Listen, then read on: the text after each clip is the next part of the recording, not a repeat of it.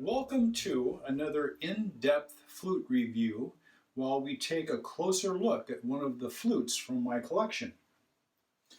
Today we are going to be looking at a beautiful Woodsounds Flutes Mid-A. This is made from Buckeye Burl. Gorgeous, gorgeous piece of wood with some large inclusions that were filled with turquoise. Just different deals. It has a natural foot end with tuning holes down here at the foot. It has a 7/8 inch bore. The Woodsounds flutes are a solid bore constructed flute. He bores in and stops and then bores in and stops this way. Has a 5/16 inch breath hole. The mouthpiece, I believe, is ebony with Alaskan yellow cedar burl ring, and then there's another ring that is, it might be cocobolo. It's kind of a little bit of a red tinge to it. The block is his spirit claw fetish, set on what looks to be an ebony base, Alaskan yellow cedar burl for the claw itself. It has little rails on the raised nest to help keep the block straight. This is a common design in his upper end flutes today. It has a true sound hole that is about a 1/2 inch wide, about a 1/4 inch long. The block has a chimney that extends the full length of that true sound hole, and the flue is built into the flute body. Here's the voice.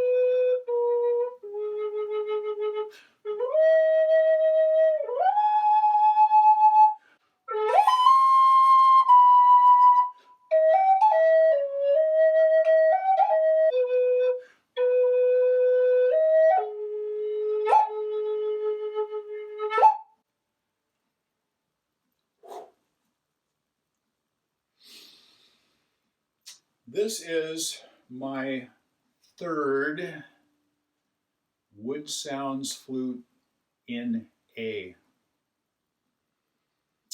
I started with what used to be called the Cherry Classic. I found that one used. And then I found a custom flute that was made from flaming red flaming box elder, and it had Bodereau's mouthpiece end cap. I'm pretty sure that had the spirit claw block also, and I don't remember what that one was made of. I liked both of those flutes, but when I got the Cherry Classic first. When I found the custom flute, I bought that one new. When I found that, I sold the Cherry Classic, and when I found this, kind of went back and forth, and I decided that I was going to sell that other custom Woodsounds flute because I didn't really need two that were very, very similar in sound quality and everything and playability. And I just preferred this one just a little bit more. And part of it was because of the wood grain. It's just gorgeous. Just gorgeous. So, Woodsounds Flutes. Brent Haynes is the flute maker that is behind Woodsounds Flutes. He has a few people working for him, and that has changed over the years. He is in Utah right now, and I will put all the contact information down in the description box. His flutes tend to be very responsive to player input. He tries to get a pretty wide range of response in the flutes that he makes. They have a very hard, durable outer finish. The burl type woods with this type of end, this is a little bit delicate. This one isn't too bad, but I do have another one that I have to be a little bit more careful of. This one seems pretty durable, the way this is designed or made.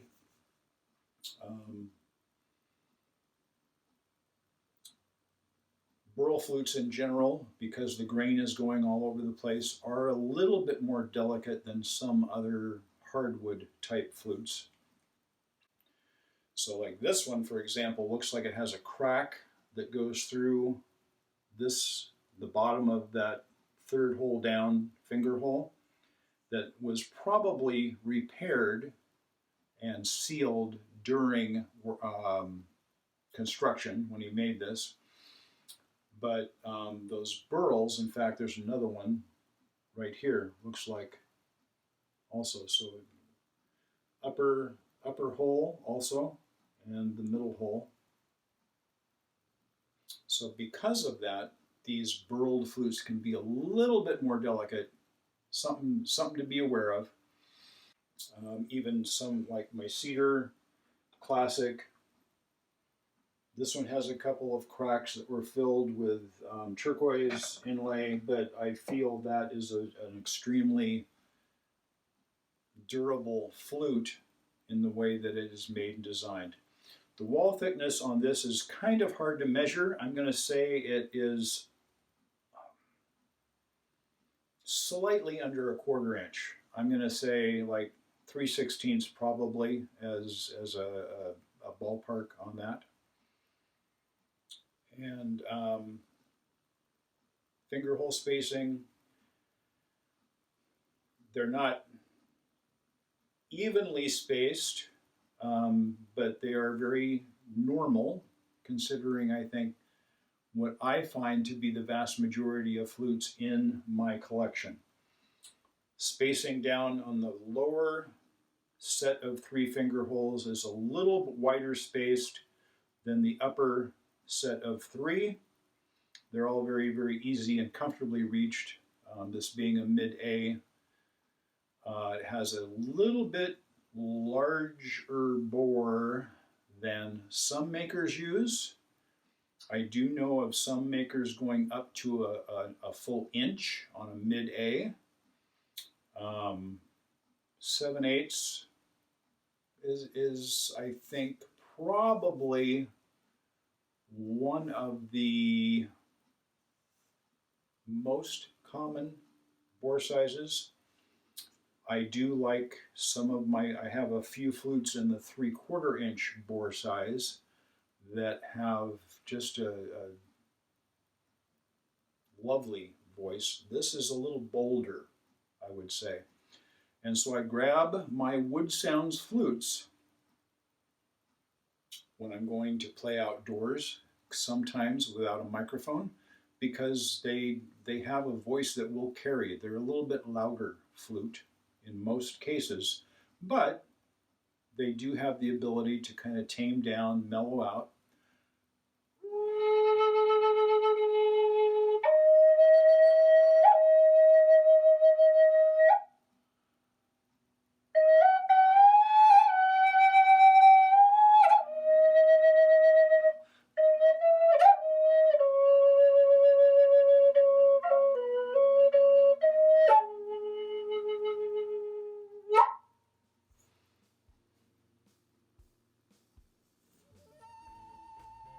they respond so well to the way that I play. I love my Woodsounds flutes. This one has a beautiful, clear, clean, crystalline voice that it projects extremely well, and it plays well when I play it with other instruments and things like that. Another thing that I look for in my flutes. So, hope you enjoyed this flute review where we're taking a closer look at a Woodsounds flute made from Buckeye Burl.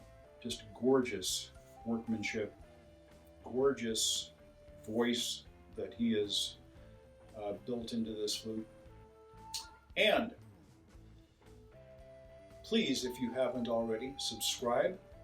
Click the little bell down over there so that you're notified anytime I might do another flute review or a music video where I might be playing one of my Native American style flutes solo or with other instruments. You can find my music through most sources for either digital downloads or for streaming, so please add my music to your playlist today if you can. And thank you so much for tuning in and watching. Hope you enjoyed it, and I hope you have a wonderful day. Take care.